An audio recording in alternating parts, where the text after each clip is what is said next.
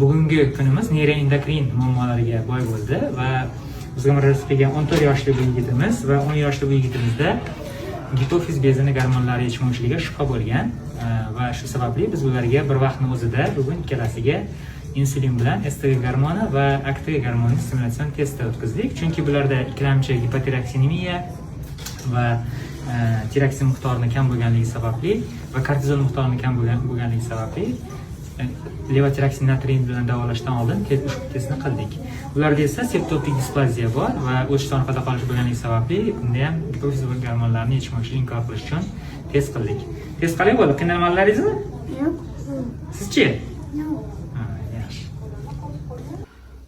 Xo'p, natijalar bilan bo'lishamiz. Mana erkin tetor past bo'lgan bemorda mana TTG 5/1, LGFSGlar ham pastki chegara, kortizolda kamligini ko'rishingiz mumkin va bazal STGni ko'rganmiz. Va kortizol kamligiga qaramasdan ACTG norma chegarasida turganini ko'rishingiz mumkin. Va bu yerda biz qondan qon miqdorini 2-2-6 gacha gipoglikemiya chaqirganmiz va gipoglikemiya natijasida kortizol va STGni yetarli darajada oshmaganini ko'rishingiz mumkin. Bu nimani anglatadi? Bemorda bu gipofiz gormonlaridan o'sha jinsiy gormonlar, ACTG, STG va tirotrop gormonlarini yetishmovchiligi borligini mavjud tasdiqlaydi.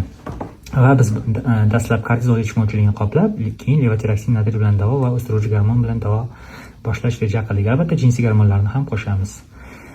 Xo'p, ikkinchi bemorda esa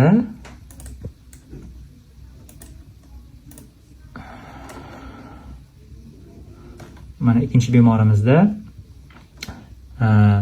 bu o'sish orqada qolish LGFSG normani pastki chegarasida, lekin tiraksinda muammo yo'q va STG gormonini ham bazal ko'rganmiz, kortizol normada. Shunga qaramasdan biz test vaqtida bir vaqtning o'zida kortizol va STGni tekshirganmiz va bunda bemorni kortizolini mana bazal kortizol 290, keyin 504, 609 gacha kortizolni oshishini ko'ryapsiz. Bu degani buyrak usti bezda otvet javob reaksiyasi juda ham yaxshi saqlangan va shuni hisobiga bemorda kortizol miqdori yetarlicha oshmoqda va somatrop gormoni esa eng maksimum 3.2 gacha ko'tarilganini ko'rishimiz mumkin. Bu nimani anglatadi? Bemorda izolyarlangan somatrop gormonining o'z yetishmovchiligi borligini ko'rsatadi. Bu bemorda septopik displaziya, ya'ni tug'ma gipofiz gipotalamus o'sha bosh miya nuqsoni hisoblanadi. Bunda ham gipofiz bezi gormonlari yetishmovchiligi rivojlanishi mumkin. Xo'p, endi bunday holatlarda ikkala bemor uchun ham MRT tavsiya qilinadi. Mana bemorni MRT qilganmiz.